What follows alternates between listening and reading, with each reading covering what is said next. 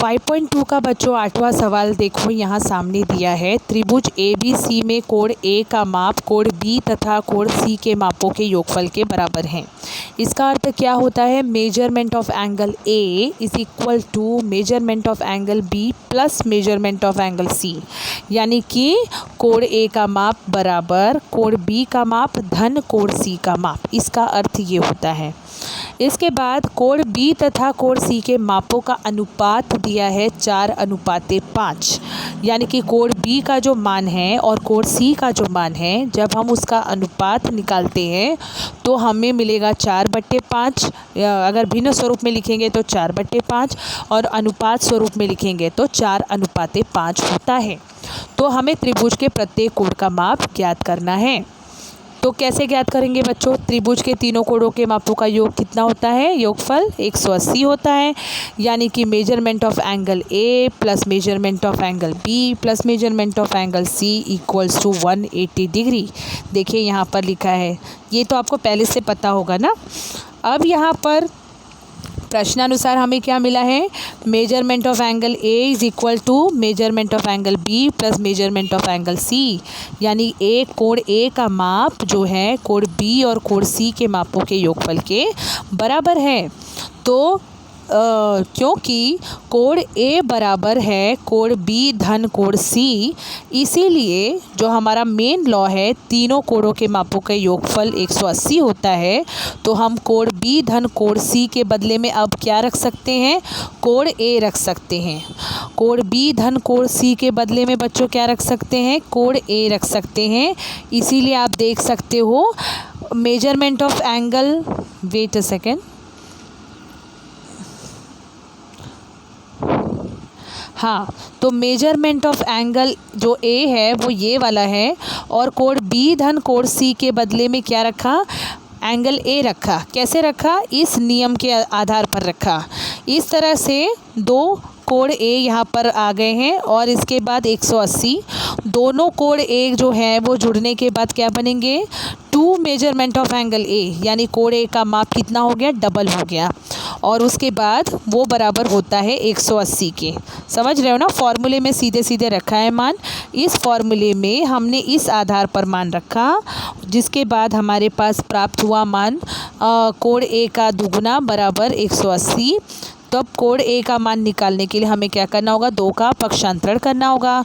तो 180 में 2 से भाग देना होगा। तो कोण A का माप कितना आएगा बच्चों? 90 डिग्री आ गया। बराबर। अब हमें क्या करना है? वही फॉर्मूला वापस लेना है। तीनों कोणों के मापों का योगफल 180 होता है। तो कोण A धन कोण B धन कोण C बराबर 180 डिग्री। तो कोण A के बदले में अब हम क्या रख सकते हैं? 90 डिग्री रख सकते हैं, क्योंकि हमें कोण A का मान प्राप्त हो चुका है।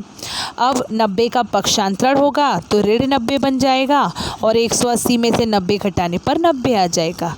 तो ये जो 90 आया है ये किसके लिए आया है? कोण B धन कोण C के मापों का योगफल 90 डिग्री आया है। अब प्रश्नानुसार देखिए हमें क्या प्राप्त है? कोण B तथा कोण C के मापों का अनुपात 4:5 है, ऐसा हमें प्राप्त है। अर्थात इस तरह से जब हम अनुपात लिखते हैं तो 4:5 होता है।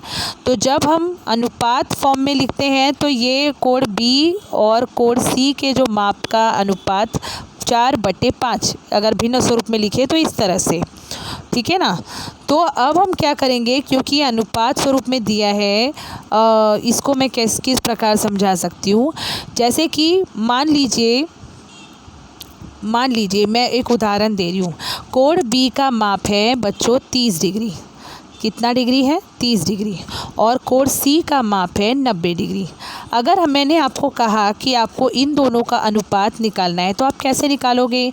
कोण B बटे कोण C करोगे, अर्थात 30/90 करोगे, अर्थात 30 एकम 30, 30 तिया 90। और इस आधार पर, इस माप के आधार पर जो अनुपात हमारा यहाँ बनेगा वो कितना बनेगा? 1:3 इतना बनेगा। ठीक है।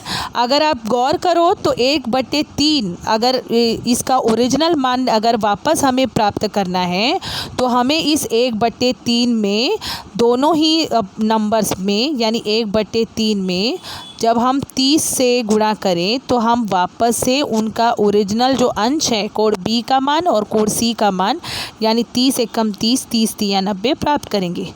तो यहाँ पर आपको कौन दिखाई दे रहा है? एक गुणज दिखाई दे रहा है जो ऊपर और नीचे दोनों में समान मात्रा में उपस्थित है।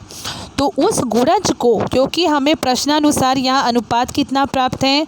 प्रश्नानुसार अनुपात प्राप्त है 4:5, यानी कि इस 4:5 में कोई तो गुणज है जिस आधार पर वो अनुपात आया है। जैसे मैंने अभी आपको एक अनुपात किस तरह निकाला जाता है उदाहरण दिया। वहाँ पर 30 एक जो सामान्य गुणज था वो अनुपात के दोनों ही भागों में उपस्थित था। अंश अगर भिन्न स्वरूप में लिखे तो अंश और हर दोनों में उपस्थित था वो गुणज। तो उस गुणज को हम यहाँ पर क्या मानेंगे? x मानेंगे। यानी कि कोड b का माप अगर हम लिखेंगे तो 4x लिखेंगे और कोड c का माप इस प्रकार से हम लिखेंगे 5x। तो हम मानेंगे कि माना समानुपात दर्शाने वाला जो सामान्य गुणज है वो कितना है? x है। और इस तरह से कोड b का माप 4x होगा, कोड c का मान कितना होगा? 5x होगा। तो अब आगे बढ़ते हैं बच्चों। तो इन दो हमें जो योगफल अभी मिला है कोड बी धन कोड सी, देखिए यहाँ पर कोड बी धन कोड सी दोनों का जो माप है उनका योगफल जो है वो कितना है? 90 डिग्री है। तो उसी समीकरण में अब हमें कोड बी के बदले में रखना होगा 4x और कोड सी के बदले में हमें रखना है 5x और उसके बाद हल करना है। कोड बी के बदले में देखो इधर क्या रखा है? 4x रखा है, कोड सी के बदले में 5x रखा है और इसके बाद ये समीकरण प्राप्त हुआ।